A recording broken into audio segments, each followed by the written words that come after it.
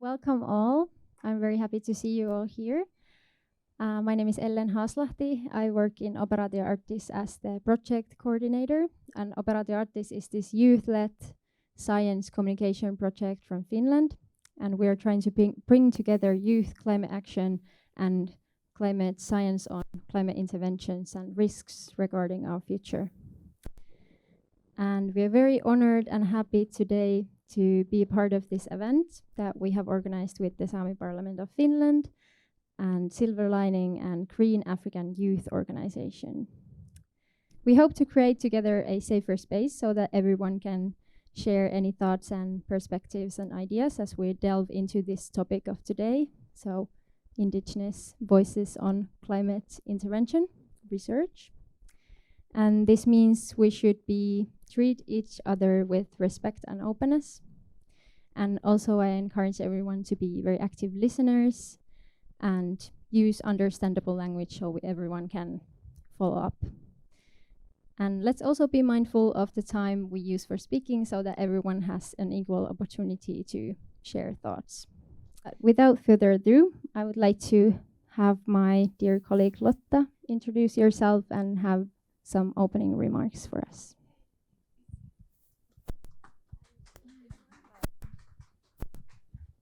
Thank you, Ellen. Bore päivi. Good afternoon. My name is Lotta Hagelin. I work for Operaatio Arktis, and I'm a board member of Suomen Sääminuoret, which is a Sámi youth organization in Finland. We in Operaatio Arktis were especially interested in climate interventions and their research, but our main goal is to preserve the Arctic sea ice. As we all know, we're not going to the right direction with the global warming. The world is not only getting warmer, but the warming is also accelerating. The 1.5 Celsius target seems already out of reach with conventional policies. Some key ecosystems and Earth system elements are already becoming weaker or are even at the brink of collapse. For example, tropical coral reefs, West Antarctic and Kalalit Nuna ice sheets have these kind of tipping points. Because of the excess greenhouse gases and the heat in the ocean, the risk of these tipping points collapsing remain even with rapid emission cuts. This would mean a huge transformation to the condition of these areas, the nature, animals and people living there. Now we have already reached the point that the ecosystems with tipping points, which I mentioned before, are not going to remain as we know unless we find sustainable ways to rapidly reduce warming and greenhouse gases in the atmosphere. This means we would need to consider climate interventions. So what we're here today to talk about are climate interventions and what these climate interventions are. Especially solar climate interventions are ideas for decreasing immediate risks by reflecting a small fraction of sunlight back into space. And this would cool down the Earth. It could be done, for example, by imitating what the nature already does. And one idea is to imitate what big volcanic eruptions do. And that is making the stratosphere more reflective by adding particles up there. And another idea is to enhance the brightness of marine clouds. And this could be done by spraying seawater into the air. The University of Washington researchers are in fact studying this technique in San Francisco right now as we're in this room. And actually Michael Diamond is here to talk about these methods too. So yeah, both of these methods could slow down global warming quickly and help societies and important ecosystems to survive. These climate interventions sound like a very good idea at first. However, these methods require a lot more research since their benefits and risks are not fully understood. Only by increasing research we might might find out if these or any of other climate interventions could help in fighting the climate crisis. What I want to highlight here is that we cannot forget to cut down emissions and remove greenhouse gases from atmosphere. Climate interventions could serve on their side, but not without them. Before even talking about climate intervention deployment, or in other words, using them, we need to know the risks of climate interventions. I also want to emphasize that we would need a major change of mindset too, in order to reach a more sustainable way of living overall. Indigenous peoples are in forefront of climate impacts. We need to secure Indigenous peoples and other marginalized people's voice in the dialogue, especially when many of these tipping points areas apply to Indigenous people's homelands. We need to ensure Indigenous people's self-determination to our lands and waters and build trust when researching climate interventions. I want to welcome you all once again to learn and share thoughts and to talk about climate interventions. And I can see this workshop as one of the initial steps to involve and start the discussion with Indigenous peoples in climate intervention research processes. Thank you. Kiitos.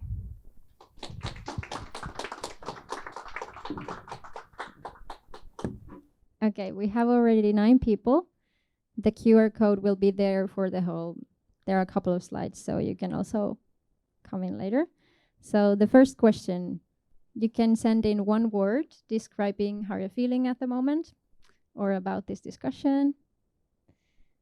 So we should have words there so we can see like what's the mood in the room.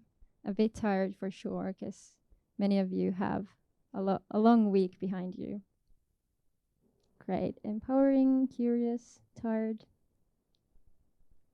There's some hopefulness. That's good to hear.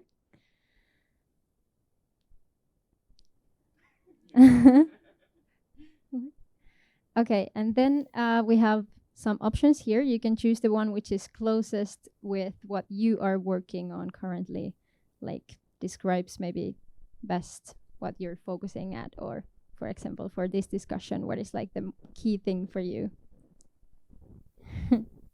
I tried to find like different areas, and probably some are missing, but you can choose the closest one.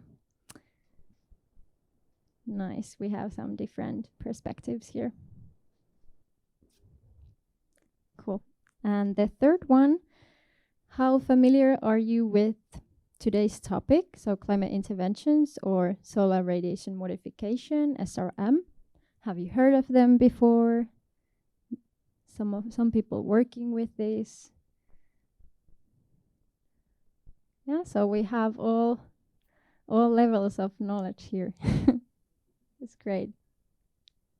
I'm sure everyone has still something to learn, regardless of where they stand now. Cool. Yeah. Okay. And lastly, what are your hopes for the event or expectations? Do you wish to learn something or make some connections, or here you can write something? And I think as we have some answers, you can also like them if you agree with them. Or I don't know if I have to maybe put the next slide for that, but let's try.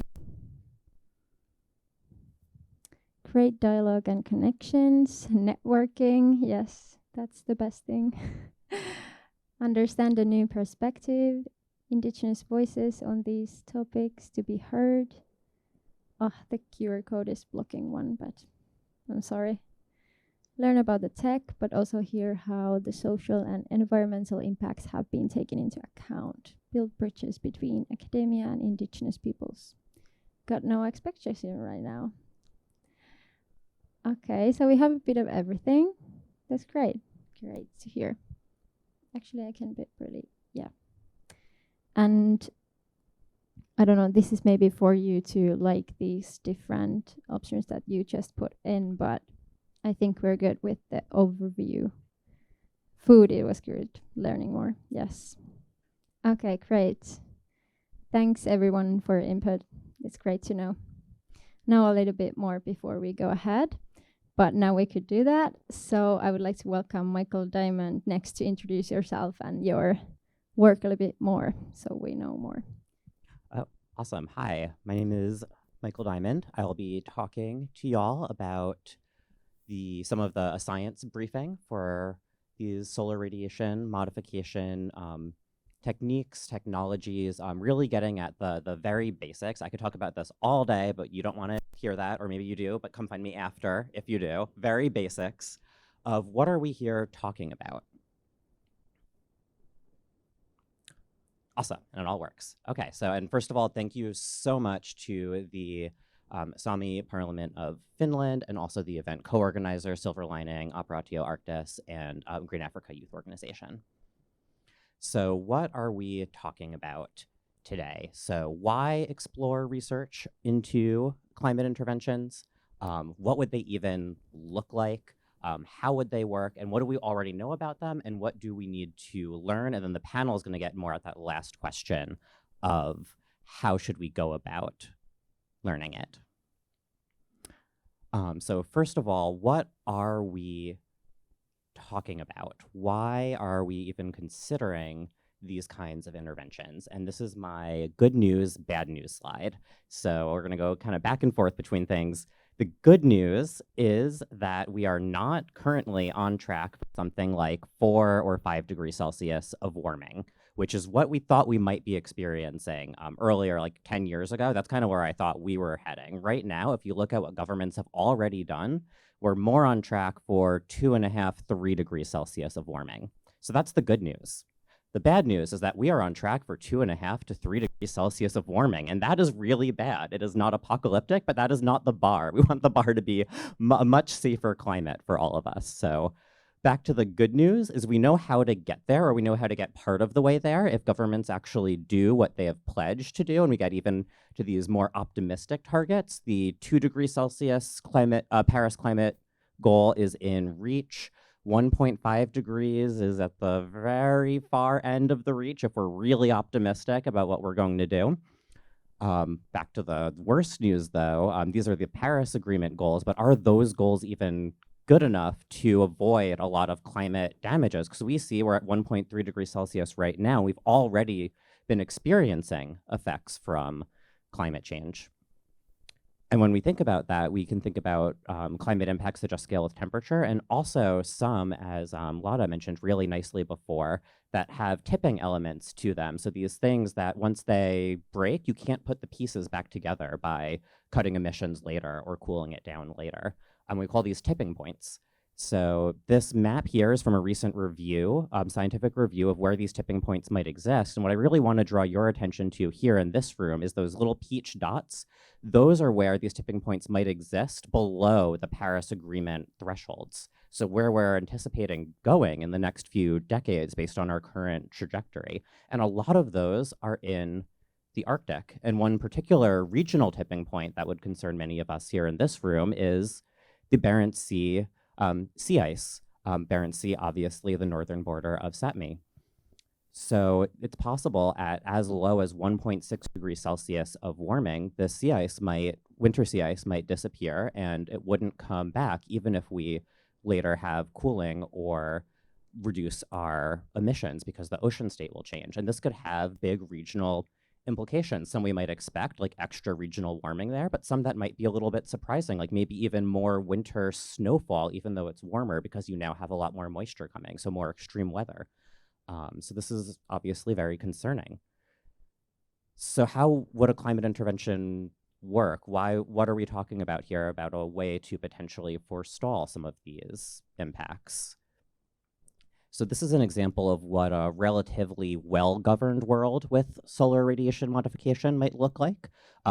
Job number one, if we're thinking about a world like this, is go from that black curve, which is no decarbonization, down to that orange curve, that's where we've decarbonized a lot, and we've also started taking carbon dioxide out of the atmosphere if we can build those technologies. But even if we do that really fast, we might not do it fast enough to avoid impacts for some of these temperature goals. Like the gray dashed line there might be the 2°C goal or the 1.5°C goal. So the idea here would be solar radiation modification, reflecting sunlight, might pick up some of that slack. We temporarily do it and buy ourselves some time to have mitigation scale up and carbon dioxide removal scale up, and then we get rid of it. That's not the only thing people might think of, though. You could have a larger deployment. You could have a deployment that decreases the rate of warming. You could have one that you do really fast in response to a crisis. And each of these might have very different kinds of effects and very different impacts. So it's not just one thing when we're thinking about solar radiation modification. Some of these might be good ideas, but some of them might be really dangerous. And we need to be paying attention to what the scenario is. So how would these work? Lotta did a really nice job of explaining stratospheric aerosol ejection, marine cloud brightening. I'll show a little more details on those.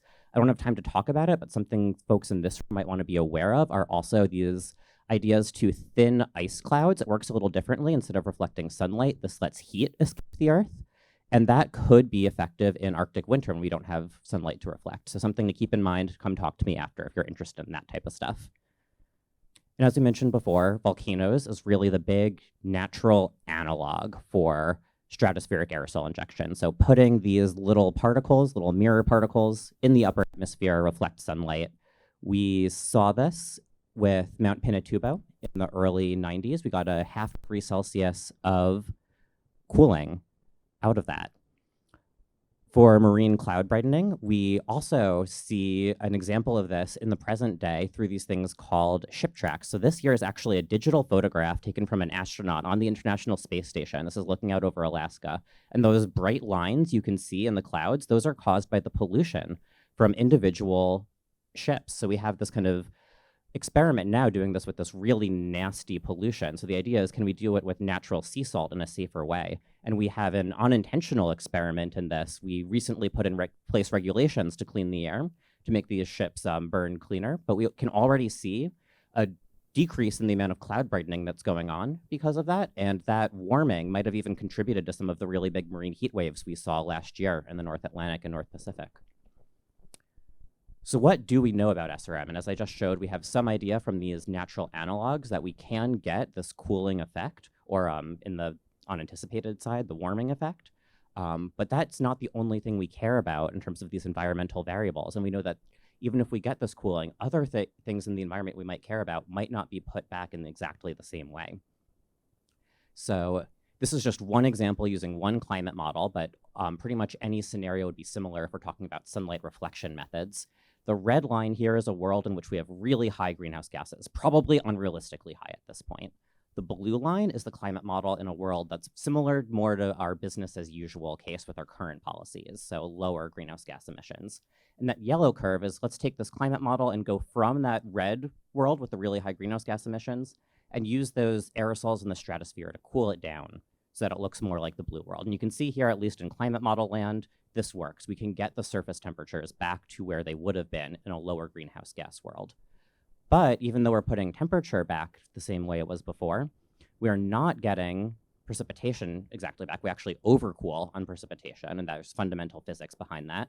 And we're not stopping ocean acidification. It's actually basically just as bad as it was before. So those ocean ecosystem impacts are not necessarily being improved, at least on the ocean acidification side. So that's why this cannot be a substitute for emissions cuts. They do very different things. It can, if it is used, it can only be as a complement because, and we have to be very careful, what are we doing with these other environmental factors at the same time? So what do we still need to learn? A lot of it is on those other environmental issues that might be happening at the same time.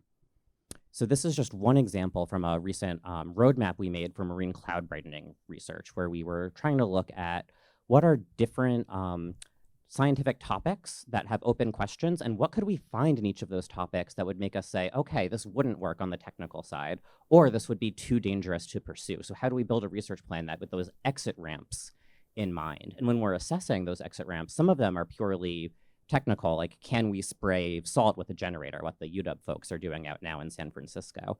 But some of them require a lot of input from other fields like ecology, like social science, and also from affected communities like the folks in this room in terms of what would this do to ecosystems and what kinds of ecosystems do we care about.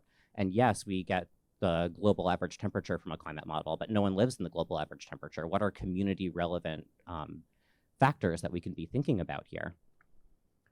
So and climate models are a really useful tool here, but in order to really understand this, we also are going to need some small scale outdoor experimentation to understand the physics and not just do this in model world, where models are great, but they can't tell us everything. And a recent report from scientists that were brought together by the Department of Energy and NOAA in the US identified this as a really core need. But the good news here is that the process level studies we're talking about there's a scale break between those and the larger tests that people often think about when they think about testing solar radiation modification, like things that would actually change temperature or precipitation.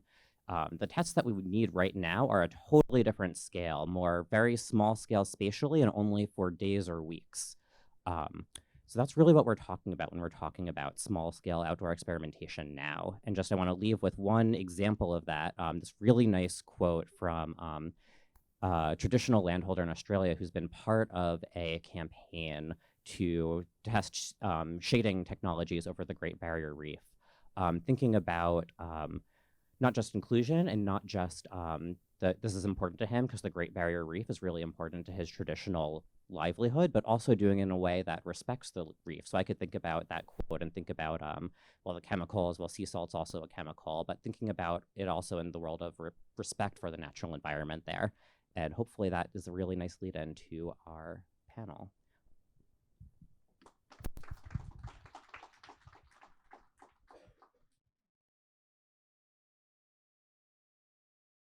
If you have some, I will help with that. If you have some key takeaways for you already of what Michael told us about. So if you have like something that took your attention, you want to share with us already.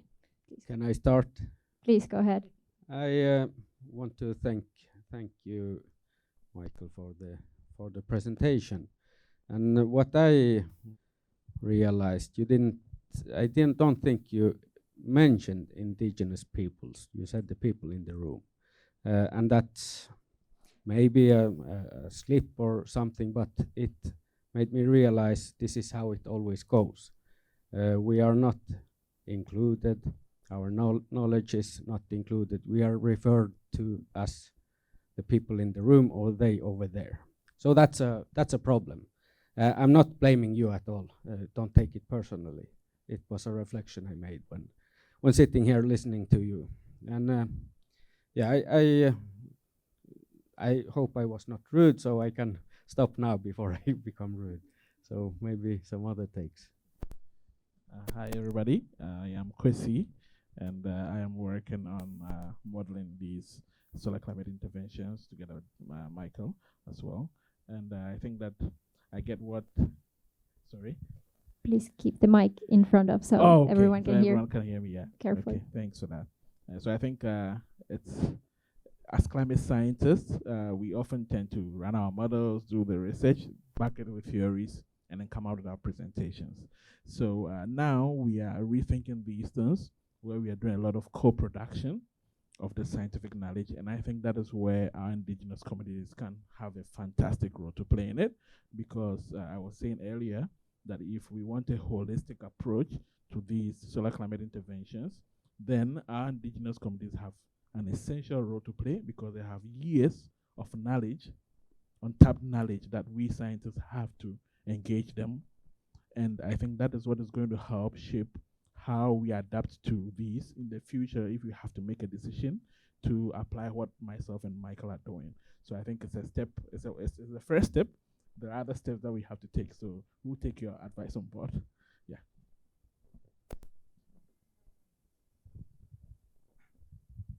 Beaska, if you also want to introduce yourself better, you can also do that. Tell about your background, where you're coming from. Oh, maybe. me? Yeah. I'm Beaska Niillas. I'm here representing the Sámi Council. But I have also been very much on the land, especially in my youth before I was forced into politics, because we need to be there. We don't have the opportunity to let things just slip. So I have been a fisherman also for many years, and I experienced the climate change on my body, so I know that it's real. So no, I hope no climate change deniers in the room. If so, listen.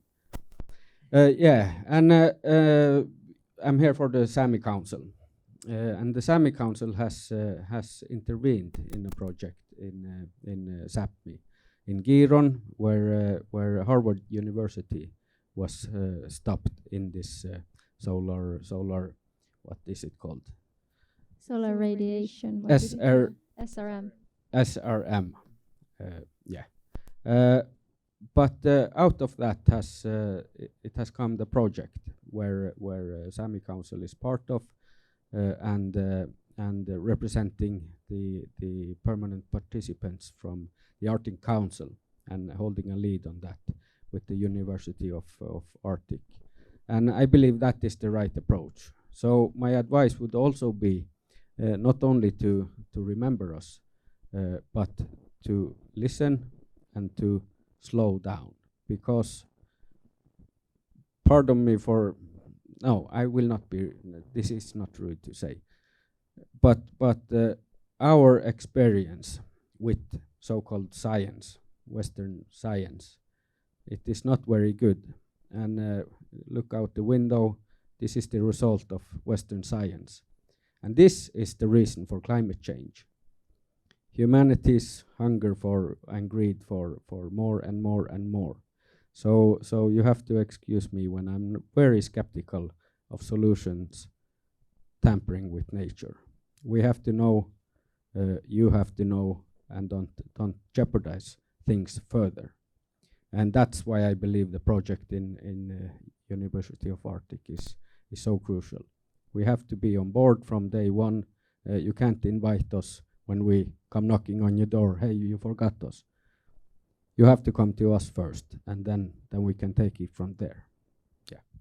Thank you so much for sharing your insights in an honest way. I really appreciate it. Maybe then, Lotta, you can still introduce yourself and your perspective to the discussion. Yeah, I already introduced myself, so I guess it's all right. But I agree with Beaska. What you said in the beginning, that's the reason why it's really important that we are here, since, as Beaska said, that we are always ignored. And yeah, I agree with you a lot.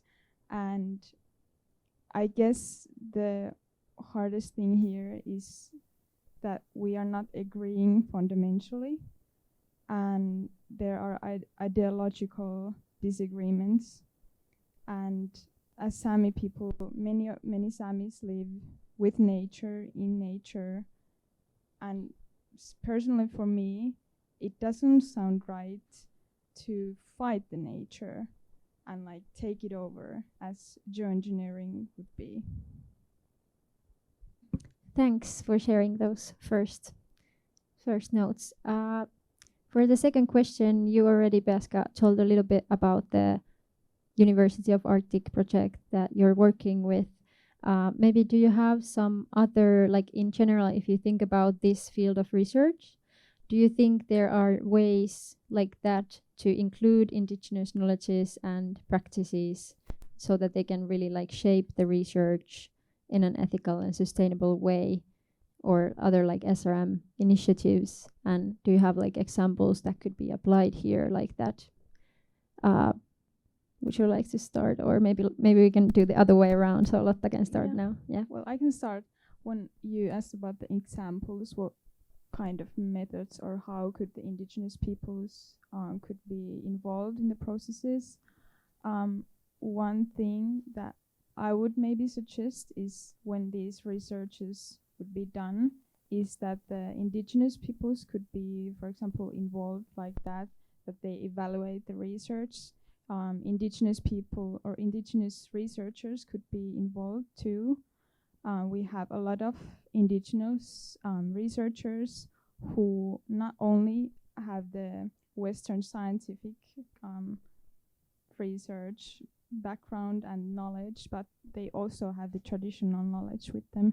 So that is something really important and what we have to value here. Okay, I'll go next. And I think that one thing we have to get right is the inclusion of indigenous communities in climate governance.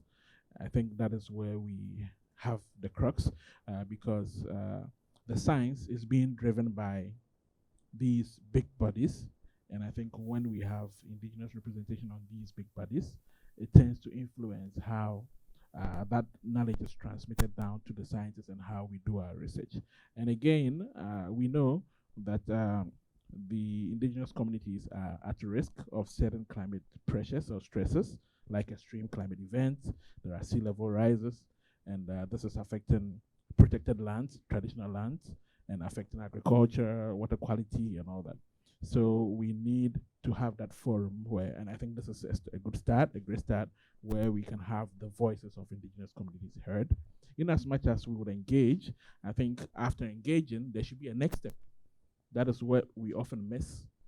I'm sure Sámi Parliament has done this engagement at the UN, at other places, but what is the next step? There should be actionable steps that we can trace back to certain meetings, certain interactions, and that will make the research have that capacity or that impact that we want to. Yeah. Thank you. Beaska, go ahead. There are so many things to say. But yes, to start with that, the invitation now to the room, we should be in the governing bodies. If we are in the governing bodies, we must not be used as alibis, because that also happens all too often. When you have an indigenous person in a board, then you have an alibi and can say that the indigenous peoples are included, we are doing things right, when that's not the case at all, very often not the case at all. You also need the free, prior and informed consent. That's crucial, and that it doesn't. It's not enough with one board member or a community on board. You have to have the indigenous peoples on board, and then we happen to have this permanent forum here now. So if you can get an agreement from the forum, for example, that would be a great start. I think the Western science community have to start thinking bigger and not in these alibi terms, because climate change in general, indigenous peoples have been the barometer for that long before climate researchers really got on board. We have seen the changes long before the results are in the files, and have been raising the alarm for a very long time, and not been taken seriously. And I believe if you start taking indigenous people seriously, the world will benefit from that, not only the science community.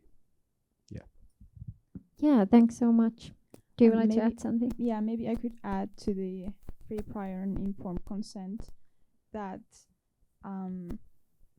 maybe it could be compulsory, that not only when the researchers are conscious enough about the FPIC, they use that, but it has to be compulsory so that we ensure that the indigenous people's self-determination is secured. Just to react to that a little bit, so I think I agree with both of you. It's a system that has been in place for a while where science just unfortunately ignores that. But I think we are doing certain things right now where we engage. So some of the proposals we are submitting has that engagement component to engage with people, not even necessarily if it's their indigenous communities, but to engage with them to see what the user needs. So most of our research now is we are trying to drive it by user defined strategies, and I think that is one step that we can maybe bring into indigenous communities as well. Thank you. Go ahead. And then I will give you another advice. It's Please do. when you are engaging indigenous peoples, very often and too often, indigenous peoples are expected to just contribute without any compensation. Often we are not invited, we are forced to engage because we know this is about our own survival. But capacity building and resources for indigenous peoples, that is also key, because we won't be able to build our own knowledge and capacity how to work with you guys if we don't have that base. So small steps, but many steps all at once. Then we can move forward. Yeah, definitely. And I think although we're speaking about small steps, they're really like fundamental things that we should put in place in order to talk about any field of research, like really like meaningful engagement.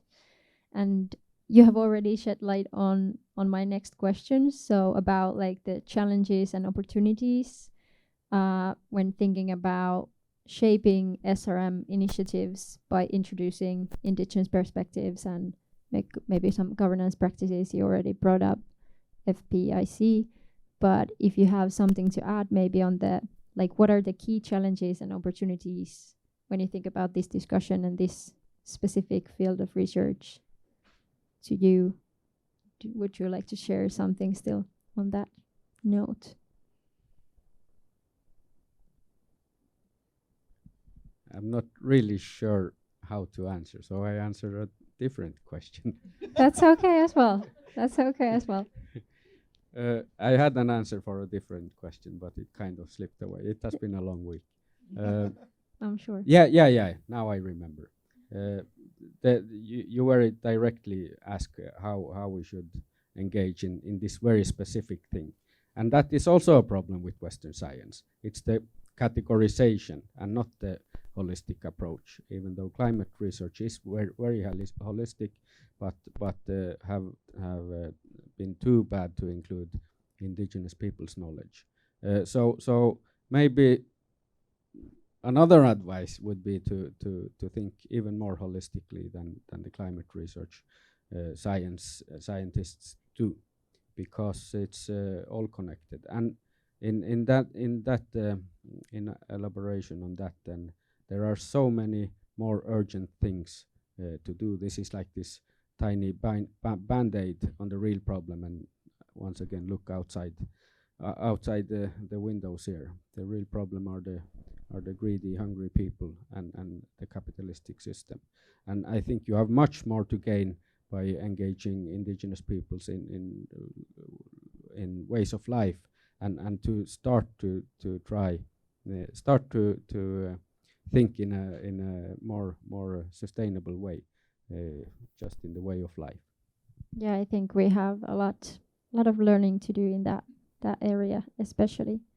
Maybe Kwesi, would you like to react to that in a way, because you're talking from a position where you're researching these things? Like, do you think what is the motivation for you to look at these things alongside of everything else that we need to be doing? I think that is absolutely fantastic what you said. I am of the view that indigenous knowledge brings a unique perspective to climate change, and unfortunately we've not tapped that. But I think this is a step that we have to engage and tap that knowledge. For instance, I know you have fantastic adaptation strategies that has evolved over time, and scientists are not even privy to that. If we have that knowledge, we can create models, we can improve that, and then even assimilate it into our climate models to even make better predictions.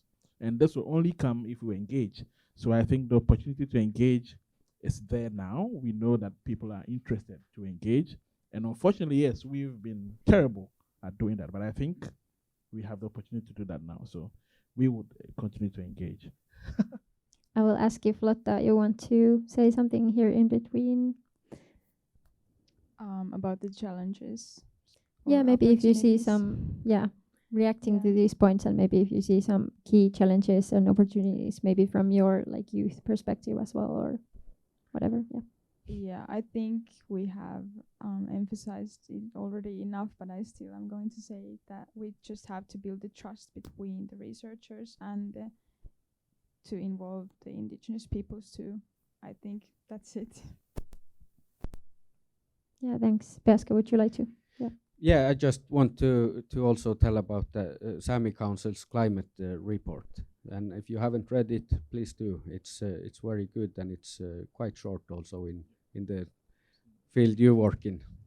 It's long for a regular person, but it's really good.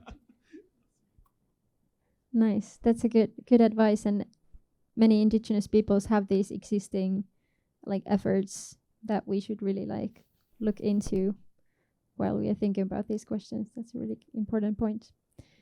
Okay, maybe lastly, I would like to ask like your final messages to us all about how can we really foster your calling for this, like building trust and engaging.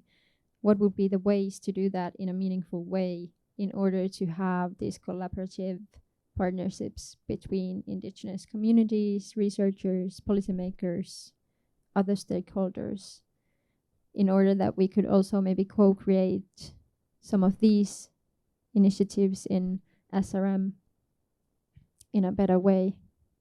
Because it seems that this is a very rising topic, and to me at least, having working a couple of years only with this topic, I've seen that it's already growing a lot.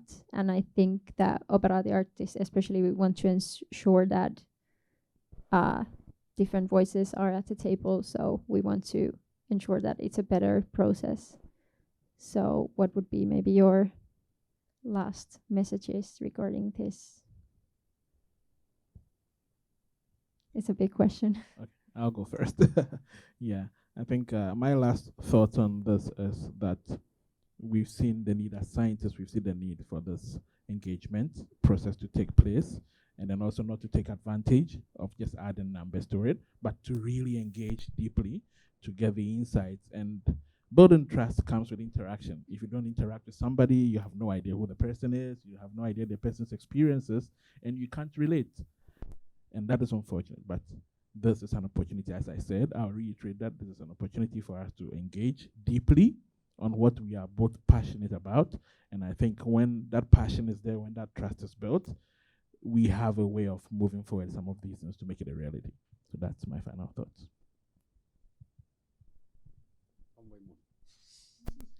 Okay, I can try to give some final thoughts. I think we have mentioned many of the issues or the problems with the engagement. So first, we have to build the capacity. We have to be able to help you at all. We can't go away from our day jobs and help you in the evenings. That's not how it works. So funding for our capacity building, that's step one. And then when we have the capacity building, of course, we must also discuss and understand these things, and then you have to wait for the free and prior and informed consent. That's also a key in this. I think I had this kind of funny closing remark, but it slipped away. I can see if it comes back. Yeah, let's see if it comes back. While Lotta, you can share your final thoughts. Yeah, I guess we have already mentioned the most important ones. The FPIC is what I want to highlight the most, so we can avoid these Scopex cases that had happened in Kiruna, and yeah, remember FPIC. Now that I thought about it, it isn't that funny at all. But the importance, it's important you understand and take into account that to collaborate and try to take indigenous people's knowledge into the Western science world, it's very hard work. It's like taking this big ball of holistic knowledge and pieces of knowledge and put it into a tiny square hole. So you have to be ready to do the work also. It's hard work. So that's maybe, yeah. Just to react to that, I think that all depends on the funding. Yeah, because some of these proposals that we write, they have little room for that engagement. But I mean, we have to work on getting other people involved and just to let them know the bigger picture, and then also to dedicate time and effort and resources, build capacity, and then exchange that knowledge. And I think that there are little things that we can even learn, even now that we're already there. It's not necessarily building all the capacity all over again, but there are knowledge that we can, insights that we can gain even now, even before that capacity is built. So I think that's something that we should be aware of. Yeah. Thank you so much. Those are really, really inspiring and important notes that you left us with. Thank you all for all the advice and your insights. And I would agree on with you all with everything you said. And we have a lot of work to do in order to really co-create this field in a better way. And I think we have to be ready to also like start a bit over and do things from the top. And as Beaska said in the beginning, we need to also be ready to slow down a bit in order to really be able to meaningfully take the time to build in trust and everything that we need. So thank you so much. And finally, we can now maybe step up, and I would like to invite Pirita Näkkäläjärvi, the president of the Sámi Parliment in Finland, to share what you think about the whole discussion and your closing remarks, please. Yeah, thank you, Ellen, and thanks everyone who's here. It is really important that we have gathered together to discuss these things. I'll try to remember everything that I wanted to say, so maybe I'll try to tell the story in kind of a chronological order. So it's been about a year, isn't it, since we met with Operaatio Arktis? About a year, a little bit less than a year, something like that. Anyway, so I was invited to their event, Arctic Momentum, on these very topics in Helsinki. And it was really the first time I started learning and understanding about climate interventions or geoengineering and all of these strange abbreviations that we're all trying to learn. And I was really impressed by the approach of Operaatio Arktis, because you have had indigenous youth, indigenous peoples in your group, part of your group, since more or less from the beginning. And this is how it should be done. You are showing the example to this whole community that you're working with. You are a science project and a science communication project, bringing together scientists from all around the world interested in Arctic sea ice protection and these climate intervention technologies and so on. And you are showing that as part of your group, you have Finnish youth, you have Sámi youth, all working together. So it's not only that you call the Sámi youth once in a while and ask, so what should we talk about and kind of what is the hot topic, but as part of your group, you've had many Sámi youth and that's integral part of what you are building. And I really appreciate that. And that's why I've been so excited to work with you. And of course, the whole group of you are really amazing, and the work you are doing is really inspiring. And this is, of course, a very controversial topic. And I feel, as long as I've been part of these discussions now for about a year, I've sensed that even in kind of the science community, some of these technologies are a bit of a taboo and difficult to discuss. And I'm so proud that we're discussing a topic like this here in the permanent mission of Finland to the UN. And what I'm trying to say is that it's important that we come together to discuss even difficult topics. We don't have to agree on everything, and as we saw here in this room, there are disagreements and different perspectives. But I think it's so important that we come together, and I feel like maybe we've achieved a little step forward by doing these events and starting the discussions and making the connections. What else was I going to say? Yes, so then Operaatio Arktis's work sparked an interest in me to start understanding everything that we're talking about. And what made me concerned is further understanding of the Arctic tipping points, the map that we had there with the squares and the different colors and so on. And of course, we all would like to achieve the Paris Agreement goal, the 1.5 degrees. But it's scary how close we are in exceeding that. And of course, we have to work on reducing the emissions and everything that is there in the Paris Agreement. But it was a real eye-opener to listen into the Operaatio Arktis event, Arctic Momentum, and hear about the Arctic tipping points and all the terrible things that could happen, especially in the Arctic and with the sea ice, if we exceed those goals. And we at the Sámi Parliament in Finland, we don't have an official opinion on geoengineering and climate interventions. And when I started looking into this and trying to understand what we should say about this, I learned that our sister organization, Sámi Council, has looked into this for years. And you have been really the pioneers in bringing the indigenous voice into this. I looked into the indigenous involvement in this topic for about the last 10 years or so. And it feels like the work that Sámi Council has done, especially with the Scopex, what was it called? Was it testing even that was planned in Quaraine? Experiment, the Scopex experiment by Harvard University. If I've understood correctly, first of all, it didn't have the Sámi consent, but also it didn't really have the consent of the Swedish government either. So, Sámi Council really helped us all in raising the alarm with this experiment. And what you have done, and Beaska, you didn't advertise this enough, because I think it's really, really monumental what Sámi Council has done. You put indigenous peoples on the map in climate intervention research.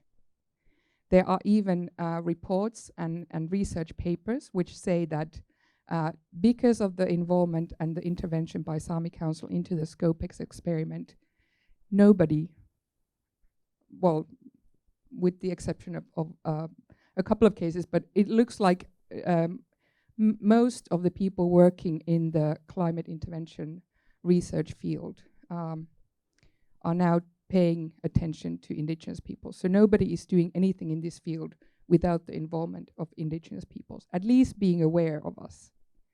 So it's really amazing what Sámi Council has done. And I hope that the Scopex experiment and everything that went wrong with it has taught us a lesson and brought our communities closer together. And the next step, the key when building the path forward with climate intervention research, is really to work together with indigenous peoples. And now we all have to take the example of Operaatio Arktis and how they have built the cooperation into their work. So this is kind of the best practice that needs to happen now. So not the alibi thing, like Beaska was saying, that there's one individual from indigenous people sitting in a board or something, but really start designing research processes where there's real collaboration. So we were talking about free, prior, and informed consent here. It's a principle that comes from the UN Declaration on the Rights of Indigenous Peoples. And it really means collaboration. It doesn't only mean consultations with indigenous peoples like once in a while, or getting a statement from us saying, okay, so this is what the indigenous peoples think, tick the box, move on. The free, prior, and informed consent means that working together from the beginning, when you are planning things, when you are kind of in the concepting phase, planning all the steps, planning the program, involving indigenous peoples. And it also means that when you are making decisions about the steps, whether it's research or experiments or I don't know. I hope that we never have to go to the deployment of climate interventions. There might be a very scary world where we have to go there. I hope we don't have to go there. But anyway, if there are decisions that we have to make about experiments and deployment, then indigenous peoples' representative organizations need to be involved. And the Sámi Parliament in Finland is an example of such a body. So we are the official representative of the indigenous people Sámi on the Finnish side. So it is in the Finnish law that in matters that impact us, the Finnish government has to consult and negotiate with us. So in a similar manner, I really hope that the research community finds a way to build into their processes. I know that you have kind of ethical assessments and things like that. So I think there was a really good suggestion from the panel that there should be a formal process where you seek free, prior, and informed consent from indigenous people's representative bodies. And I hope that becomes a normal part of the processes. Then I am trying to remember what else I was supposed to say. It's been a long day and a long week already.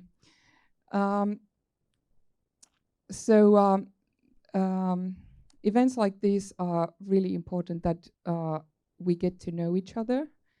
And I hope that this continues. So of course you have a lot of Sámi representatives here today, but of course we are not the only indigenous people that is impacted by climate intervention research around the world.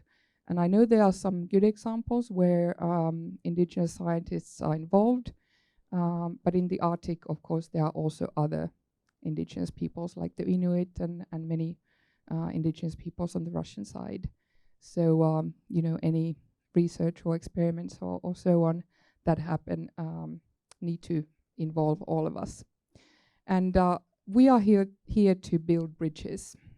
So although we don't have an official opinion on climate interventions and research at the Sámi Parliament in Finland, we want to help.